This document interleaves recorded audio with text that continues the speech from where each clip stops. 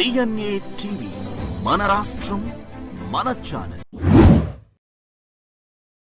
ఎల్ఎల్ఎన్ ప్రసాద్ గారు బెంగళూరు నుంచి వచ్చారు. వారిని మాట్లాడవలసిందిగా కోరుతున్నాం. సభాయై నమః. నా పేరు లక్ష్మీ నరసింహ ప్రసాద్. మేము కర్నూలులో ఉన్నప్పుడు తెలుగు భాషా వికాస ఉద్యమం తరఫున జేఎస్ఆర్కే శర్మ గారి ఆధ్వర్యంలో నిరాఘాటంగా ఇప్పటికి కూడా జరుగుతుంది. ఇది కేవలం తెలుగు భాషా వికాస ఉద్యమంలో దాదాపు 20 మంది కర్నూలు నుండి వచ్చారు. మేము 4-5 సంవత్సరాల నుండి బెంగళూరులో ఉన్నాం. మేము ఆ తెలుగు భాషను ఆయన ఎంత బాగా ప్రచారం చేస్తున్నారంటే పల్లెలకు పోయి ప్రతి ఒక్కరిని ప్రేరేపించి చేస్తున్నారు. మాకు చాలా సంతోషం అవుతుంది. ఇక్కడ బెంగళూరులో మా మనవరాలు కన్నడ మీడియం చదువుతుంది. ఆ పిల్లలు కన్నడలో కంపల్సరీ చదవాలా అనే రిస్ట్రిక్షన్ పెట్టినారు. మరి అదే మన ఆంధ్రప్రదేశ్లో తెలుగులో మాట్లాడితే ఫైన్ వేసే పరిస్థితి ఉంది. అది అంత స్ట్రిక్ట్గా ఫాలో అవుతున్నారు. కర్ణాటక కానీ, తమిళనాడు కానీ, కేరళ కానీ మాతృభాషలో ఉంటే వాళ్ళు ఎటువంటి విషయాన్నైనా అనర్గళంగా వాళ్ళు చెప్పగలరు. మా ఎగ్జాంపుల్ నాకు కొడుకు 2 బిడ్డలు, అందరూ ఇంగ్లీష్ మీడియమే.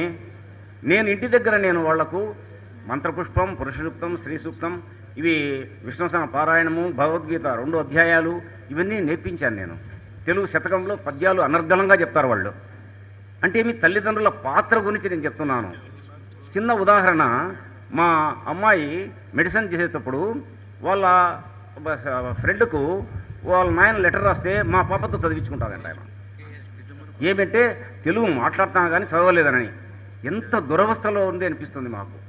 అంటే వాళ్ళు అక్కడ ఆంధ్రప్రదేశ్లో చదివిన ఒక మెడిసిన్ అమ్మాయి వాళ్ళ తండ్రి రాసిన తెలుగు ఉత్తరాన్ని చదవలేని దుస్థితిలో ఉంది. మా అమ్మాయితో చదివించుకునింది అని చెప్తుంది మా పాప. నాకు చాలా బాధ అయింది.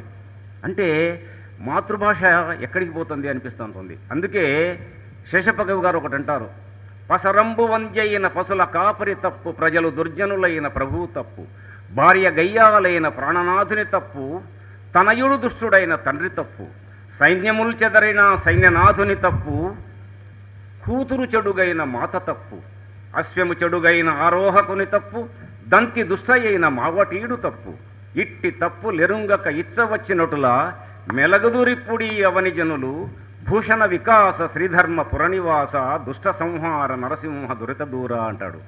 అంటే ఇక్కడ ఆయన 2 పదాలు మెన్షన్ చేసినాడు. తనయుడు దుష్టుడైన తండ్రి తప్పు, కూతురు చెడుగైన మాత తప్పు. కానీ పిల్లలది కాదు తప్పది. తల్లిదండ్రులు ఈ బాధ్యత వహించి వాళ్లకు పిల్లలకు నేర్పిస్తే ఇంటికి వచ్చిన తర్వాత వాళ్ళు ఇంగ్లీష్ మీడియం చదవని, ఇక్కడ చదవని, ఇంటి దగ్గర వాళ్ళు బాధ్యత తీసుకోవాలా. మన భాషను, మాతృభాషను మర్చిపోతే వాళ్ళు ఎటువంటి విషయాన్ని అనర్గళంగా వాళ్ళు వ్యక్తపరచలేరు. మరి అదే శ్రీశ్రీ చెప్తాడు.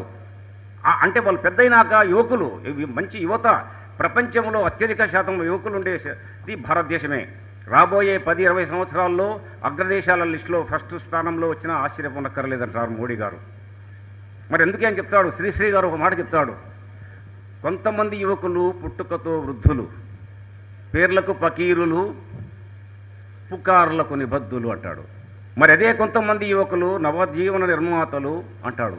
అంటే బాగా ఉంటే దేశాన్నైనా ఎటువంటి ఏ రంగంలో అయినా ముందు తీసుకొచ్చేదానికి ఆ శక్తి సామర్థ్యాలు ఉన్నాయంటాడు. మరి వివేకానందుడు ఒక మాట అంటాడు, ఇనుప కండరాలు, ఉక్కు నరాలు, వజ్ర సంకల్పం, మనసుండే యువత 100 మంది చాలు, ప్రపంచ స్థితినే మార్చవచ్చు అంటాడు. అంటే యువకులను వారిని మంచి తోవలోకి తీసుకొచ్చేదానికి నిరంతరము కృషి చేయాలని ఇది వాళ్ళ సేవలు ఉపయోగించుకోవాలనేది ఒకటి.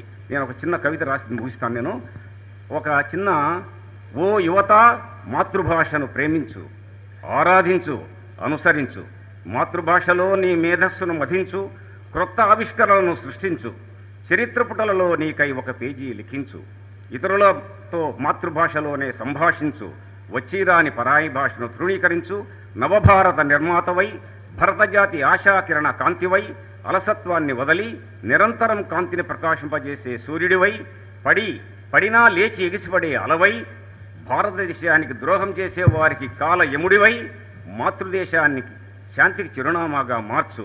ఓ యువత, నీవే భావి భారత భవిత. నమస్కారం. ధన్యవాదాలు ప్రసాద్ గారు.